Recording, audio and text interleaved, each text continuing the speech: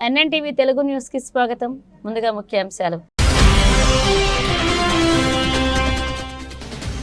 9 ఏళ్ల ట్రూడో పాలనకు తెర. కెనడా నూతన ప్రధానిగా పగ్గాలు చేపట్టనున్న మార్క్ కార్నీ.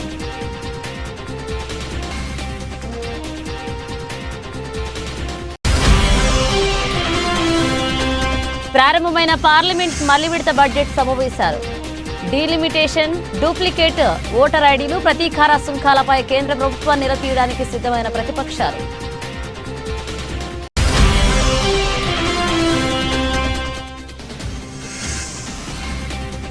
రోదస్లో తొలిసారి వాణిజ్య నిఘా. దక్షిణ అమెరికాను చిత్రీకరించిన భారత శాటిలైట్.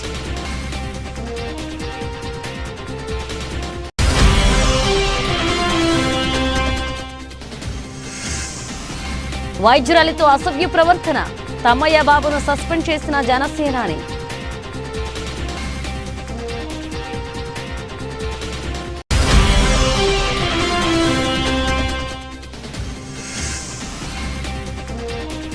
రేపు బీఆర్ఎస్ ఎల్పీ సమావేశం. బడ్జెట్ సమావేశాలపై దిశానిర్దేశం చేయనున్న కేసీఆర్.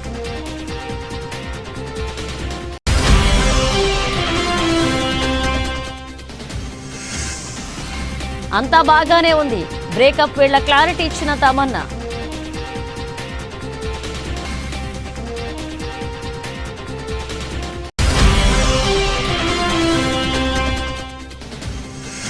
ఛాంపియన్స్ ట్రోఫీ ప్రజెంటేషన్ సెరమనీపై వివాదం. విస్మయం వ్యక్తం చేసిన షోయబ్ అఖ్తర్.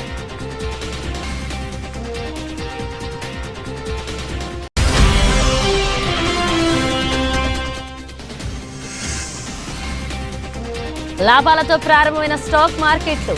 22,600 మార్కు దాటిన నిఫ్టీ. కెనడాలో 9 ఏళ్లు జస్టిన్ ట్రూడో పాలనకు తెరపడింది. ఆ దేశ నూతన ప్రధాని మంత్రిగా మార్క్ కార్నీ ఎన్నికయ్యారు. జస్టిన్ ట్రూడో ప్రధాని పదవి నుంచి తప్పుకోనున్నట్లుగా గత జనవరిలో ప్రకటించిన విషయం తెలిసింది. నేపథ్యంలో అధికార లిబరల్ పార్టీ సారథి ఎన్నిక అనివార్యమైంది. ఇందులో బ్యాంక్ ఆఫ్ కెనడా మాజీ గవర్నర్ 59 ఏళ్ల మార్క్ కార్నీ విజేతగా నిలిచారు. దీంతో దేశ 24వ ప్రధానిగా పాలనా పగ్గాలు చేపట్టనున్నారు. ప్రధాని పదవి కార్నీతో సహా 4 పోటీ పడ్డారు. 1,50,000 మంది పార్టీ సభ్యులు ఓటింగ్ లో పాల్గొన్నారు. ఇందులో కార్నీకు 1,31,674 ఓట్లు వచ్చాయి. ఇవి మొత్తం ఓట్లలో 85.9తో సమానం. 11,134 ఓట్లతో క్రిస్టియా ఫ్రీలాండ్ రెండవ స్థానంలో నిలిచారు. కరీనా గౌల్జ్కు 4,785 ఓట్లు, ఫ్రాంక్ బెలిస్కు 4,038 ఓట్లు పోలయ్యాయి. ఈ భారీ విజయంతో లిబరల్ పార్టీ నాయకత్వ బాధ్యతలను కార్నీ త్వరలో చేపట్టనున్నారు. డొనాల్డ్ ట్రంప్ నుంచి సుంకాల ముప్పు ఎదుర్కొంటున్న వేళ ఆర్థిక రంగంలో అపారమైన అనుభవం ఉన్న కార్నీపై కెనడా ప్రజలు భారీ ఆశలు పెట్టుకున్నారు. కార్నీ పూర్తి పేరు మార్క్ జోసెఫ్ కార్నీ. ఆయన 1965 మార్చి 16న నార్త్ వెస్ట్ టెరిటోరీస్లోని ఫోర్ట్ స్మిత్లో జన్మించారు. హార్వర్డ్ విశ్వవిద్యాలయం నుంచి ఆర్థిక శాస్త్రంలో బ్యాచిలర్ డిగ్రీని అందుకున్నారు. అనంతరం ఆక్స్ఫర్డ్ వర్సిటీలో మాస్టర్స్, డాక్టరేట్ డిగ్రీలను సాధించారు. 13 ఏళ్ల పాటు గోల్డ్మెన్ సాచ్స్లో పనిచేశారు. 2003లో బ్యాంక్ ఆఫ్ కెనడా డిప్యూటీ గవర్నర్గా ఎన్నికయ్యారు. 2004లో కెనడా ఫైనాన్స్ డిపార్ట్మెంట్లో సీనియర్ అసోసియేటెడ్ డిప్యూటీ మినిస్టర్గా బాధ్యతలు చేపట్టారు. అనంతరం 2008 నుంచి 2013 వరకు కెనడా బ్యాంక్ 8వ గవర్నర్గా సేవలందించారు. ఆ సమయంలో ఆర్థిక సంక్షోభాన్ని సమర్థవంతంగా ఎదుర్కొన్నారు. ప్రపంచ ఆర్థిక వ్యవస్థ స్థిరీకరించడానికి అవసరమైన చర్యలను సమన్వయపరచడంలో కీలకంగా వ్యవహరించి ప్రశంసలు అందుకున్నారు. My government will put into action our plan to build a stronger economy, to create new trading relationships with reliable trading partners. And my government will keep our tariffs on until the Americans show us respect. We will ensure that all the proceeds from our tariffs will be used to protect our workers. In America, healthcare is a big business. In Canada, it is a right. America is a melting pot. Canada is a mosaic. And Canada never, ever will be part of America in any way, shape, or form. So Donald Trump thinks he can weaken us with his plan to divide and conquer. Pierre Poilievre's plan will leave us divided and ready to be conquered. Because a person who worships at the altar of Donald Trump will kneel before him, not stand up to him. A plan that makes us an energy superpower in both clean and conventional energy. A plan that creates new trade corridors with reliable partners. A plan that creates one Canadian economy, not 13. Because in Canada, we are stronger when we're united. We can give ourselves far, far more than Donald Trump can ever take away.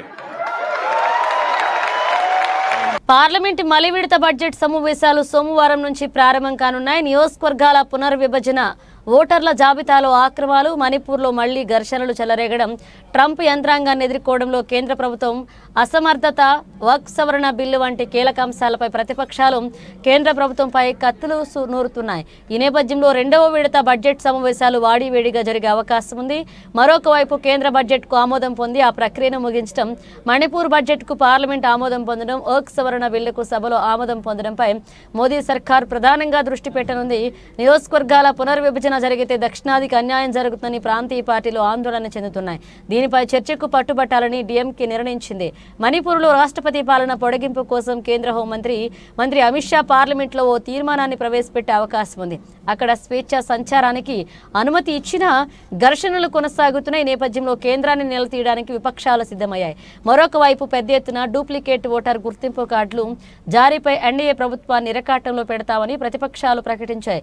ఈ అంశంపై తృణమూల్ కాంగ్రెస్ తీవ్రస్థాయిలో ఆరోపణలు గుప్పించగా 3 నెలల్లో లోపాలను సరిచేస్తామని ఎన్నికల commission ఇప్పటికే ప్రకటించింది. సోమవారం ఈసీతో భేటీ కానున్న టీఎంసీ నాయకులు కాంగ్రెస్, డీఎంకే, శివసేన తదితర ప్రతిపక్ష పార్టీలతో కలిసి పార్లమెంట్లో ఈ అంశంపై చర్చకు పట్టుపట్టే అవకాశం ఉంది. ఇక ప్రతీకార సుంకాలపై అమెరికా అధ్యక్షుడు డొనాల్డ్ ట్రంప్ చేసిన హెచ్చరికలు కూడా పార్లమెంట్ సమావేశాల్లో ప్రకంపనలు సృష్టించే అవకాశం ఉంది. వర్క్ ఆస్తులపై కేంద్రం అజమాయిషీని సవరణ బిల్లు పెంచుతుందని, ఈ బిల్లును సంయుక్తంగా వ్యతిరేకించాలని ఇండియా కూటమి నాయకులు నిర్ణయించినట్లుగా కాంగ్రెస్ సీనియర్ నాయకుడు జైరాం రమేష్ వెల్లడించారు. Development of Northeastern region, Donald. Item number 12, Srimati Nirmala Sitharaman.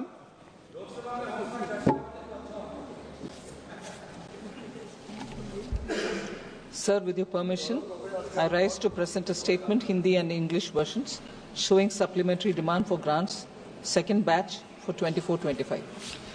Item number 13, Srimati Nirmala Sitharaman. Sir, with your permission again, I rise to present a statement, Hindi and English versions, showing demands for excess grants for the year 21-22. Item number 14, Srimati Nirmala Sitharaman ji. Sir, with your permission, I rise again to present a statement, Hindi and English versions of the estimated receipts and expenditure of the state of Manipur for the year 25-26. Item number 15, Srimati Nirmala Sitharaman. Sir, again, I rise to present a statement, Hindi and English version, showing the supplementary demands for grants in respect of the state of Manipur for the year 24-25. ప్రపంచంలోనే మొట్టమొదటి వాణిజ్య అంతరిక్ష నిఘా ఉపగ్రహం కార్యకలాపాలు శనివారం ప్రారంభమయ్యాయి. దీనిని space camera for object tracking అంటారు. ఈ నిఘా ఉపగ్రహం భూకక్షలోకి తిరుగుతూ భూమిపై గల 5 సెంటీమీటర్ల వస్తువును సైతం చిత్రీకరించగలదు. దీనిని భారత స్టార్టప్ దిగంతర జనవరి 14న ఎలన్ మస్క్ కు చెందిన స్పేస్ ఎక్స్ ట్రాన్స్పోర్టర్ 12 రాకెట్ ద్వారా ప్రయోగించింది. ఈ ఉపగ్రహం తన పనిలో భాగంగా మొదట దక్షిణ అమెరికాలోని బ్యూనాస్ ఎయిర్స్ నగరాన్ని చిత్రీకరించింది.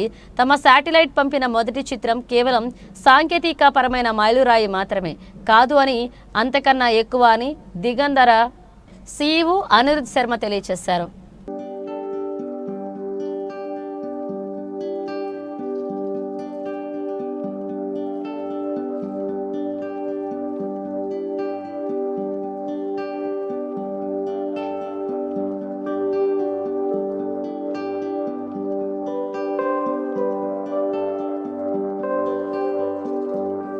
ఏపీ ప్రతిపాడు నియోజకవర్గ జనసేన పార్టీ ఇన్ఛార్జ్ వరుపుల తమ్మయ్య బాబును పార్టీ అధిష్టానం సస్పెండ్ చేసింది. ఉమెన్స్ డే రోజు మహిళా వైద్యురాలతో దురుసుగా ప్రవర్తించినందుకు క్రమశిక్షణా చర్యలు తీసుకుంది. జనసేన పార్టీ వేములపాటు అజయ్ దీనిపై అధికారిక లేఖ విడుదల చేశారు. ప్రతిపాడు సిహెచ్సి ఘటనపై అందిన నివేదికలు వివరణలు పరిగణలోకి తీసుకుని ఈ నిర్ణయం తీసుకున్నట్లుగా తెలిపారు. విధి నిర్వహణలో ఉన్న ప్రతిపాడు సిహెచ్సి వైద్యులు శ్వేత పట్ల అనుచితంగా ప్రవర్తించి దుర్భాషలాడిన ఘటన దురదృష్టకరమని పేర్కొన్నారు. ఉమెన్స్ డే రోజున ప్రతిపాడు జనసేన ఇన్ఛార్జిగా ఉన్న వరుపుల తమ్మయ్య బాబు వీరంగం సృష్టించాడు. ప్రతిపాడు పిహెచ్సికి వెళ్లిన వరుపుల తమ్మయ్య బాబు మహిళా డాక్టర్ సిబ్బందితో దురుసుగా వ్యవహరించాడు. సిహెచ్సి డాక్టర్ రోడ్డు ప్రమాదంలో గాయపడిన వారికి వైద్యం చేస్తుండగా బాధితుల వివరాలు తమ్మయ్య బాబుకు చెప్పాలి అంటూ జనసేన కార్యకర్తలు డాక్టర్కు ఫోన్ ఇచ్చేందుకు ట్రై చేశారు.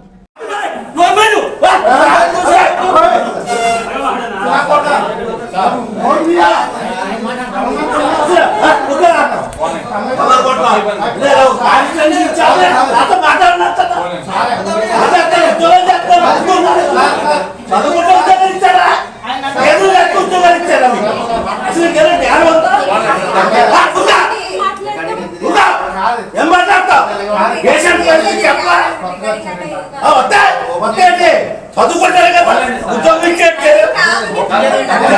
డబ్బుతారు కదా జీతం ఎవరైతే మాట్లాడతారు మీతో ఫోన్లో అలా డబ్బగా వచ్చి మాట్లాడేస్తాడా ఫోన్ మాట్లాడతా రెస్పాండ్ అవ్వద్దా వరుపులు తమ్మయ్య బాబు క్లియర్ గా చెప్పాడు కూడా నాడు దగ్గర పెట్టుకుని ఉద్యోగం చేయండి. ఏమైంది ఎవరు జాయిన్ చేశారు?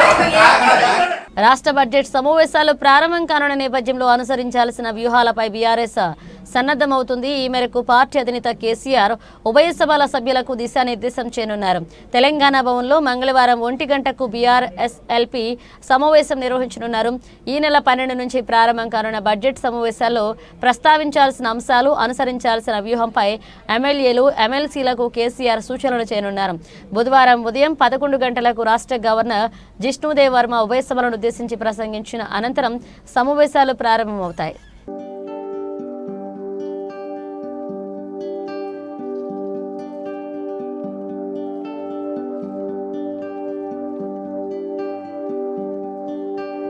తమన్నా గురించి తెలుగు ప్రేక్షకులకు ప్రత్యేక పరిచయాలు అవసరం లేదు. మంచు మనోజ్ హీరోగా వచ్చిన శ్రీ సినిమాతో పరిచయమైన ఈ ముద్దుగుమ్మ ఆ తర్వాత ఎన్నో చిత్రాలతో కనిపించి మెప్పించింది. ప్రస్తుతం తెలుగు సినిమాలతో పాటుగా హిందీ వెబ్ సిరీస్, హిందీ సినిమాలతో కూడా బిజీగా ఉంది తమన్నా. అయితే కొద్ది రోజుల క్రితమే తమన్నా తనతో పాటు లాస్ట్ స్టోరీస్ 2లో కనిపించిన విజయ్ వర్మతో ప్రేమలో పడిన సంగతి తెలిసిందే. వీరిద్దరూ కొద్ది రోజుల తర్వాత వీరి ప్రేమ సంగతి అధికారికంగా ప్రకటించారు. అంతేకాదు ఎన్నో ఈవెంట్స్ లో కలిసిమెలిసి కనిపించారు. ఇంతలోనే ఏమైందో తెలియదు కానీ విజయ్ వర్మ తమన్నా మధ్య కొన్ని అభిప్రాయ భేదాలు రావడం వల్ల వీరిద్దరూ విడిపోయారు అన్న వార్తలు జోరందుకున్నాయి. ఈ క్రమంలో ప్రస్తుతం తమన్నా షేర్ చేసిన ఫోటోలు కాస్త తెగ వైరల్ అవుతూ అందరినీ ఆశ్చర్యపరుస్తున్న షుగర్ స్పేస్ అంత మంచిగానే ఉంది అంటూ క్యాప్షన్ పెట్టి తమన్నా ఫోటోలు షేర్ చేసింది. ఈ ఫోటోలలో Tamannaah black and red dress లో కనిపించి అందరినీ ఆకట్టుకుంది. అయితే బ్రేకప్ వార్తలు వస్తున్న ఈ క్రమంలో అంతా బాగానే ఉంది అని క్యాప్షన్ పెట్టి తమన్నా ఫోటోలు షేర్ చేయడంతో ప్రస్తుతం ఇవి కాస్త వైరల్ అవుతున్నాయి.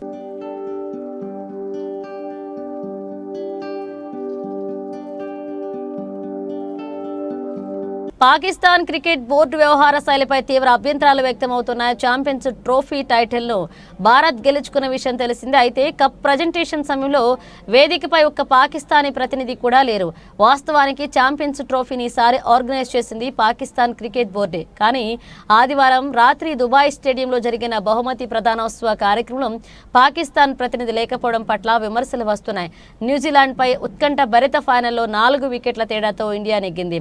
ఐసీసీ చైర్మన్ జేషా చేతుల మీదుగా కప్ను రోహిత్ సేన అందుకున్నది. అయితే ప్రజెంటేషన్ వేదికపై బీసీసీఐ అధ్యక్షుడు రోజర్ బిన్ని, కార్యదర్శి Devajit Saikia, New Zealand cricket director Roger Twose కూడా పాల్గొన్నారు. కానీ టోర్నీకి ఆతిథ్యం ఇచ్చిన పాకిస్తాన్ ప్రతినిధులు ఎవరూ ప్రజెంటేషన్ సమయంలో లేకపోవడం విస్మయానికి గురిచేసింది. PCB chief operating officer Sumair Ahmed దుబాయ్లోనే ఉన్న ఆయన ఆ కార్యక్రమంలో పాల్గొనలేకపోవడం అనుమానాలు వ్యక్తమవుతున్నాయి. Pakistan cricket board chairman Mohsin Naqvi దుబాయ్కు వెళ్లలేదు. కేంద్ర మంత్రితో అత్యవసర భేటీ వల్ల ఆయన దుబాయ్కు వెళ్లలేదని తెలుస్తోంది. ఇస్లామాబాద్లో జరుగుతున్న పార్లమెంట్ సమావేశాల్లో బిజీగా ఉన్నట్లుగా ఐసీసీకి ఆయన సమాచారం ముందుగానే అందజేశారు. ప్రజెంటేషన్ సమయంలో ఒక పాకిస్తాన్ అధికారి లేకపోవడం పట్ల మాజీ ఫాస్ట్ బౌలర్ షోయబ్ అఖ్తర్ ఆశ్చర్యాన్ని వ్యక్తం చేశారు.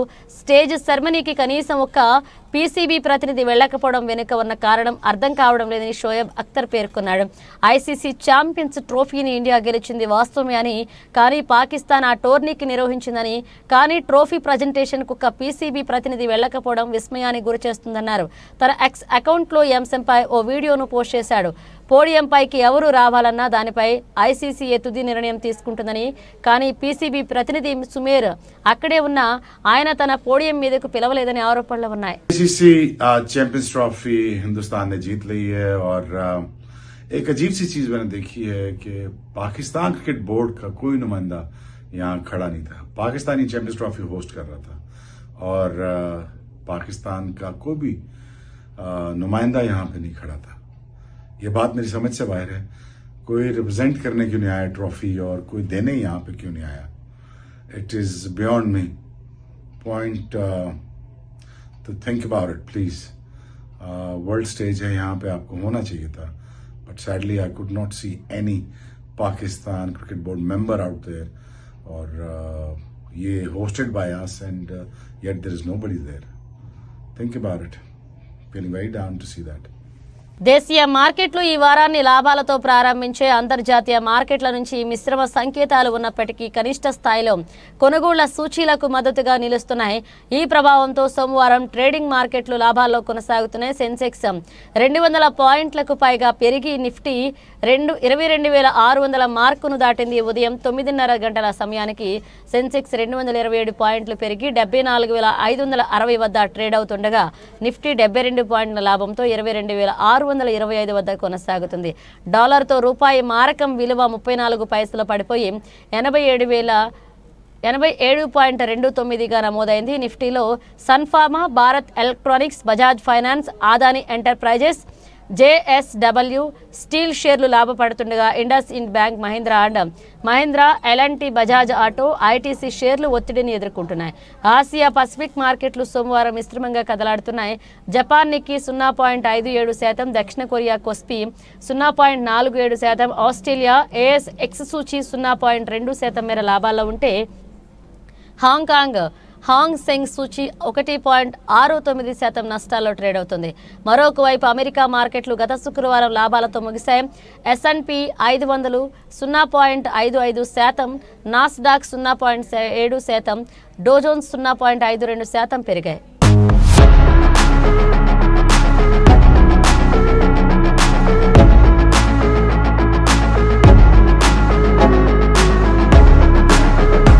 సుమారు 1000 ఎకరాల మేర భద్రాద్రి కొత్తగూడెం జిల్లా పినపాక నియోజకవర్గం బూర్గంపాడు మండలం దోమలవాగు చెరువు ప్రాంతంలో పండిస్తున్న రైతులకు సాగునీటి ఇబ్బందులు ఉన్న నేపథ్యంలో పినపాక ఎమ్మెల్యే పాయం వెంకటేశ్వర్లు నేడు సీతారామ ప్రాజెక్టు కాలువ నుండి టేకుల చెరువు వాగు, దోమల చెరువు ప్రాంతాలకు 75 HP కెపాసిటీ గల మోటార్ల సహాయంతో నీటిని విడుదల చేశారు. ఈ సందర్భంగా ఆయన మాట్లాడుతూ 10 సంవత్సరాల బీఆర్ఎస్ ప్రభుత్వం చేయని పని కాంగ్రెస్ ప్రభుత్వంలో తాను చేయడం చాలా సంతోషంగా ఉందని, 10వ తేదీ చరిత్రలో నిలిచిపోతుందని, తన పూర్వజన్మ సుకృతంగా భావిస్తున్నట్లుగా ఎమ్మెల్యే పాయం వెంకటేశ్వర్లు పేర్కొన్నారు.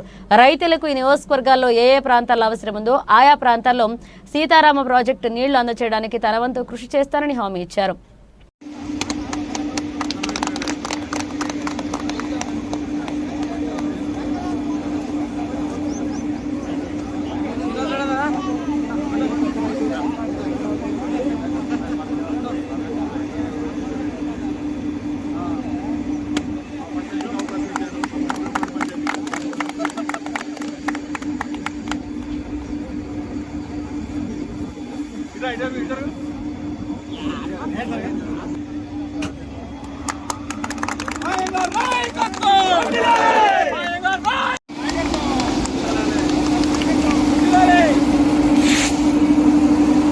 అనకాపల్లి జిల్లా పరవాడ మండలం జవహర్లాల్ నెహ్రూ ఫార్మా పరిశ్రమలలో భద్రతా ప్రమాణాలు పాటించాలని సిఐటియు జిల్లా ఉపాధ్యక్షులు గణిశెట్టి డిమాండ్. పరవాడ ఫార్మా సిటీలో అనకాపల్లి జిల్లాలో 205 ఫార్మా పరిశ్రమలు ఉత్పత్తి చేస్తున్నాయని వీటిలో అధిక ప్రాధాన్యత భద్రతకి ఇవ్వాల్సిన అవసరం ఉందని, కానీ యాజమాన్యాలు భద్రతని గాలికి వదిలేస్తున్నారని, భద్రతా ప్రమాణాలు పాటించాలని సిఐటియు జిల్లా ఉపాధ్యక్షులు గనిశెట్టి సత్యనారాయణ డిమాండ్ చేశారు.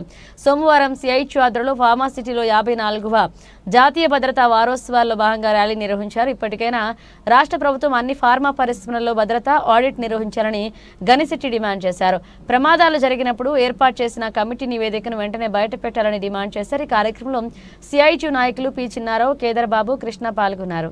ప్రమాణాలు పాటించాలి, భద్రతా ప్రమాణాలు పాటించాలి, భద్రతా ప్రమాణాలు పాటించాలి, భద్రతను పాటిద్దాం, భద్రతను పాటిద్దాం.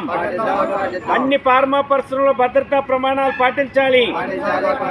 జిందాబాద్ సిఐటియు, జిందాబాద్ సిఐటియు. భద్రతా ప్రమాణాలు పాటించాలి, భద్రతా ప్రమాణాలు పాటించాలి. భద్రతకి అధిక ప్రాధాన్యత ఇద్దాం, భద్రతకి అధిక ప్రాధాన్యత ఇద్దాం. జిందాబాద్ సిఐటియు. భద్రతా ప్రమాణాలు పాటిద్దాం, భద్రతా ప్రమాణాలు పాటించాలి. అన్ని పరిశ్రమల్లో భద్రతా పరికరాలు ఇవ్వాలి. అనకాపల్లి జిల్లాలో ఫార్మా పరిశ్రమలు 205 ఫార్మా పరిశ్రమలు చాలా ప్రమాదకరమైనటువంటి రసాయనాలు కలిగినటువంటి ఫార్మా పరిశ్రమలుగా ఉన్నాయి. ఈ ఫార్మా పరిశ్రమలు ఎప్పటికప్పుడే ప్రమాదాలు జరిగేటువంటి అవకాశాలు ఉన్నాయనేటువంటిది గుర్తించారు. అయితే ఈ ఫార్మా పరిశ్రమల్లో ఇప్పుడు 54వ జాతీయ భద్రతా వారోత్సవాలు నిర్వహిస్తూ ఉన్నారు. ఈ సందర్భంగా మేము ఈ రాష్ట్ర ప్రభుత్వాన్ని డిమాండ్ చేస్తూ ఉన్నాం. ఈ 205 ఫార్మా పరిశ్రమల్లోనే ఆడిట్ నిర్వహించండి, భద్రతా ఆడిట్ నిర్వహించండి. కార్మికుల యొక్క భద్రతా, రక్షణ, సంక్షేమం కోసం అధిక ప్రాధాన్యత ఇవ్వండి. ఆ రకంగా చర్యలు చేపట్టకపోవడం వల్ల భద్రతా ప్రమాణాలని, భద్రతని యాజమాన్యాలు గాలికి వదిలేయడం వల్ల వీటిని పర్యవేక్షించవలసినటువంటి ప్రభుత్వ అధికారి యంత్రాంగం ప్రభుత్వం నిమ్మక నీరెత్తినట్లు వ్యవహరించడం వలన ఈ కూటమి ప్రభుత్వం వచ్చిన తర్వాత 25 మంది మృతి చెందారు, 58 మంది వరకు గాయాలకు గురి అయినటువంటి పరిస్థితి. ఇప్పుడే నిన్నే మంత్రి చెప్తా ఉన్నాడు, మాట్లాడుతూ కార్మిక శాఖ మంత్రి వాసంశెట్టి సుభాష్, కేవలం 5 మంది మాత్రమే ఈ కూటమి ప్రభుత్వం వచ్చిన తర్వాత చనిపోయినట్లుగా చెప్తా ఉన్నారు, మరణించినట్లుగా. కానీ మేము ఈ రాష్ట్ర ప్రభుత్వాన్ని చెప్తా ఉన్నాం, ఎసెన్షియా ఫార్మాలో 17 మంది, ఠాగూర్ ల్యాబొరేటరీస్లో కార్మికులు, అలాగే సినర్జీల్లో 4, ఈ రకంగా అనేక మంది కార్మికులు ఇప్పటి వరకు చనిపోయినటువంటి పరిస్థితి. 25 మంది మృతి చెందారు, 58 మంది పైచీలకుగానే గాయాలకు గురైనటువంటి పరిస్థితి. అందుకని భద్రతకి అధిక ప్రాధాన్యత ఇవ్వండి, భద్రతా ప్రమాణాలు పాటించండి. ఆ రకమైనటువంటి చర్యలు చేపట్టడం కోసం రాష్ట్ర ప్రభుత్వం చర్యలు చేపట్టాలని ఈరోజు ర్యాలీ అనేటువంటి మేము భద్రతా వారోత్సవాల్లో భాగంగా ఈరోజు ర్యాలీ నిర్వహించాం. అధిక ప్రాధాన్యత భద్రతకి ఇవ్వాలని, భద్రతా ప్రమాణాల యాజమాన్యాలు పాటించాలని, భద్రతా ఆడిట్ అన్ని ఫార్మా పరిశ్రమలో నిర్వహించాలని సిఐటియు అనకాపల్లి జిల్లా కమిటీ డిమాండ్ చేస్తా ఉంది. బులెటిన్ ముగించే ముందు హెడ్లైన్స్ మరోసారి. 9 ఏళ్ల ట్రూడో పాలనకు తెర. కెనడా నూతన ప్రధానిగా పగ్గాలు చేపట్టనున్న మార్క్ కార్నీ.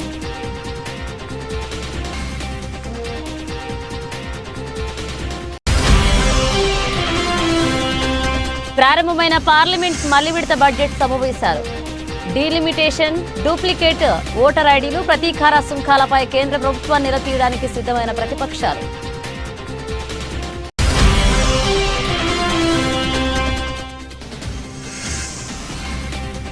రోదస్లో తొలిసారి వాణిజ్య నిఘా. దక్షిణ అమెరికాను చిత్రీకరించిన భారత శాటిలైట్.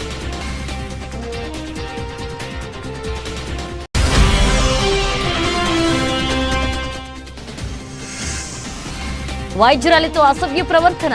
తమ్మయ్య బాబును సస్పెండ్ చేసిన జనసేనాని.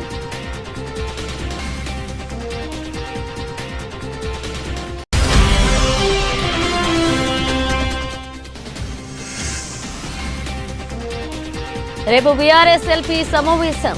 బడ్జెట్ సమావేశాలపై దిశానిర్దేశం చేయనున్న కేసీఆర్.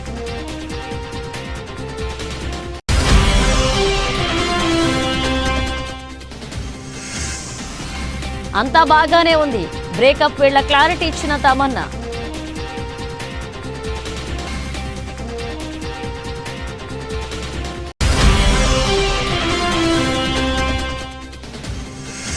ఛాంపియన్స్ ట్రోఫీ ప్రజెంటేషన్ సెరమనీపై వివాదం. విస్మయం వ్యక్తం చేసిన షోయబ్ అఖ్తర్.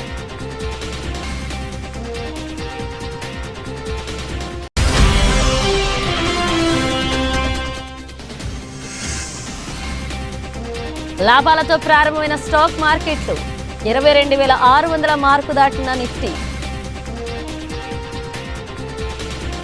ఇవి బులెటిన్ అప్డేట్స్. మరణ అప్డేట్స్తో మళ్ళీ కలుద్దాం.